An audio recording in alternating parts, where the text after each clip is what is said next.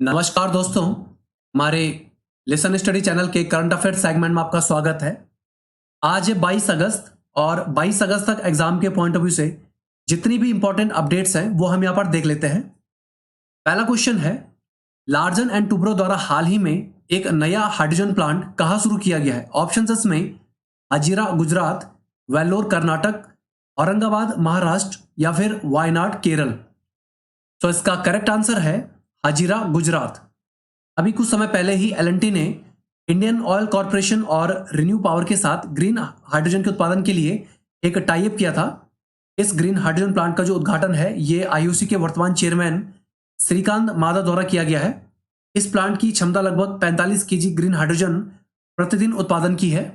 अब यहाँ पर अगर हम भारत में हाल ही में सुर्खियों में आए कुछ बड़े प्रोजेक्टों की बात करें तो तेलंगाना के रामगुंडम में नेशनल थर्मल पावर कॉर्पोरेशन द्वारा भारत का सबसे अधिक उत्पादन क्षमता वाला फ्लोटिंग सोलर प्लांट विकसित किया जा रहा है। इसके साथ साथ एनटीपीसी की सहायक company NTPC renewable energy Gujarat के कच्छ में देश के सबसे बड़े सोलर पार्क को विकसित करेगी। हाल ही में बिहार के पूर्णिया जिले में देश के पहले ग्रीनफील्ड ग्रेन आधारित एथेनॉल प्लांट का उद्घाटन किया गया है। अगला क्वेश्चन है, हाल ही में किस भारतीय पैरा बैडमिंटन जोड़ी ने Thailand para badminton international tournament में स्वर्ण पदक जीता है? ऑप्शन इसमें कृष्णा नागर एवं तरुण ढिल्लन, कृष्णा नागर एवं प्रमोद भगत, तरुण ढिल्लन एवं सुकांत कदम या फिर प्रमोद भगत एवं सुकांत कदम। तो इसका करेक्ट आंसर है प्रमोद भगत एवं सुकांत कदम। भारत के पैरा शटलर्स हैं प्रमोद भगत और सुकांत कदम। इनकी जोड़ी ने पताया में Thailand para badminton international tournament में भारत को स्वर्ण पदक दिलाया है। इन्होंने फाइनल में इंडोनेशियन जोड़ी को हराकर यह पदक अपने नाम किया है। अब यहां पर अगर हम पैरालंपिक खेलों में भारत की बात करें तो टोक्यो पैरालंपिक में भारत ने 5 स्वर्ण पदक सहित कुल 19 पदक जीते तथा पदक तालिका में भारत 24वें स्थान पर रहा। पैरालंपिक खेलों की अगर बात करें तो इसकी शुरुआत 1960 में हुई थी।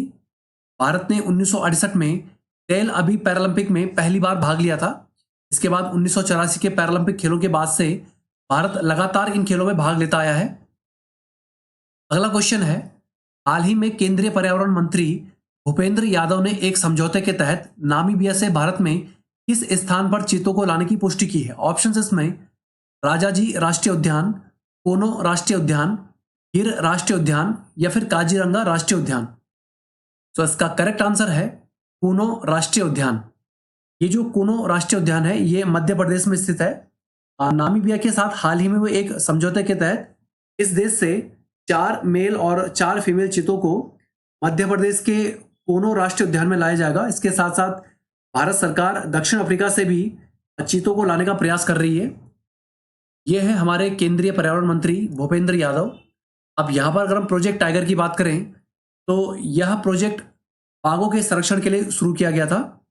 भारत में प्रोजेक्ट टाइगर की शुरुआत 1973 में हुई थी। प्रोजेक्ट टाइगर के लिए सबसे पहले उत्तराखंड के जिम कॉर्बेट नेशनल पार्क को चुना गया था।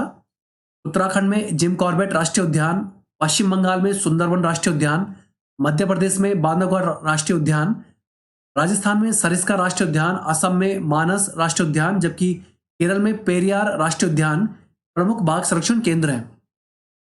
अगला क्वेश्चन है, किस कंपनी ने हाल ही में डिजिटल पेमेंट को बढ़ावा देने के लिए भारतीय बैडमिंटन खिलाड़ियों से एक समझौता किया है? ऑप्शन इसमें अमेजन, गूगल पे, पेटीएम या फिर मास्टर कार्ड। तो इसका करेक्ट आंसर है मास्टर कार्ड। मास्टर कार्ड ने हाल ही में इसकी घोषणा की है। इसमें भारतीय बैडमिंटन खिलाड़ी लक्ष्य सेन, किदाम्बी श्रीकांत, सात्विक साईराज आर और चिराग शेट्टी कंपनी के भारत में ब्रांड एम्बेसडर होंगे।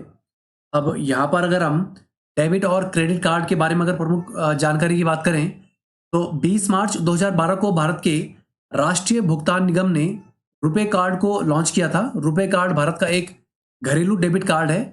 अगर मास्टर कार्ड और वीजा कार्ड की बात करें तो ये अंतर्राष्ट्रीय प्रणाली डेबिट कार्ड है। मास्टर कार्ड एक अमेरिकी बहुराष्ट्रीय वित्तीय सेवा निगम है। इसका मुख्यालय न्यूयॉर्क में है। अगला क्वेश्चन है, पूर्व इजरायली प्रधानमंत्री बेंजामिन नेतन्याहू की आत्मकथा का नाम क्या है जो इसी साल नवंबर माह में प्रकाशित होगी? ऑप्शन इसमें टाइम स्टोरी, बीबी my story, life my story या फिर इनमें से कोई नहीं। सो इसका करेक्ट आंसर है बीबी माई स्टोरी। ये है इजराइल के पूर्व प्रधानमंत्री बेंजामिन नेतन्याहू। इनकी ये जो आत्मकथा है बीबी माई स्टोरी, ये इसी साल 22 नवंबर को प्रकाशित होगी। अब यहाँ पर अगर हम कुछ प्रमुख भारतीयों की आत्मकथाओं की बात करें तो the story of my experience with truth, ये महात्मा गांधी की आत्मकथा है। एन ऑटोबायोग्राफी, ये पूर्व प्रधानमंत्री जवाहरलाल नेहरू की आत्मकथा है। वीजा का इंतजार, ये डॉक्टर भीमराव अंबेडकर की आत्मकथा है। जाखन छोटो चिलम, ये प्रसिद्ध फिल्मकार सत्यजीत रे की आत्मकथा है।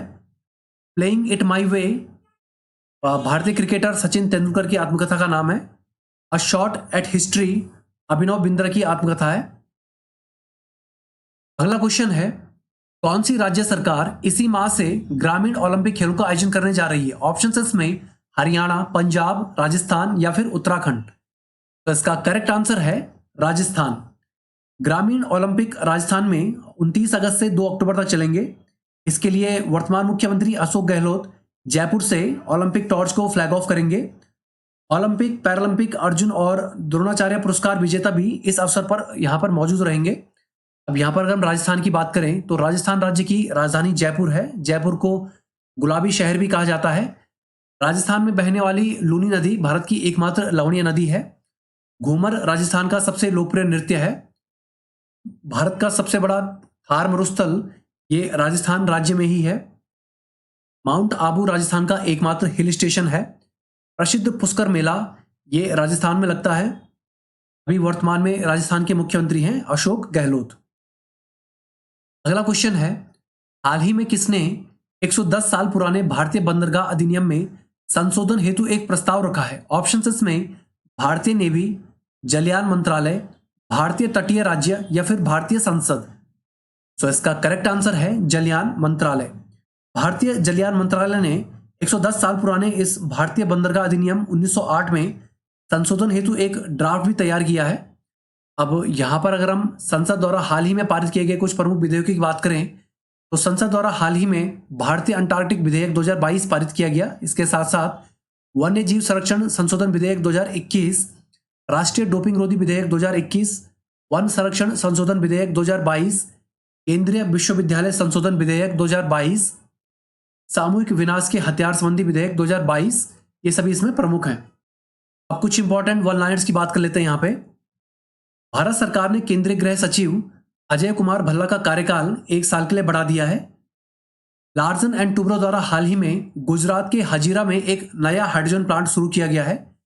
भारतीय महिला क्रिकेटर हैं झूलन गोस्वामी, ये 24 सितंबर को लॉर्ड्स क्रिकेट ग्राउंड में अपना अंतिम क्रिकेट मैच खेलेंगी।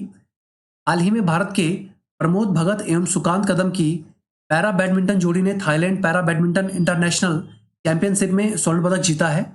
भारत के सुमित और रोहित दहिया ने अंडर 20 विश्व कुश्ती चैंपियनशिप में कांस्य पदक जीता है। केंद्रीय पर्यावरण मंत्री भूपेंद्र यादव ने हाल ही में नामीबिया से एक समझौते के तहत मध्य प्रदेश के ऊनो राष्ट्रीय उद्यान में सितंबर माह तक चीतों को लाने की आधिकारिक रूप से पुष्टि की है। भारत अमेरिका से MQ-9B ड्रोन खरीदेगा। इसके लिए दोनों देशों के बीच बातचीत अंतिम दौर में है। मास्टर कार्ड ने भारत में डिजिटल पेमेंट को बढ़ावा देने के लिए भारतीय बैडमिंटन खिलाड़ियों के साथ एक समझौते पर हस्ताक्षर किए हैं।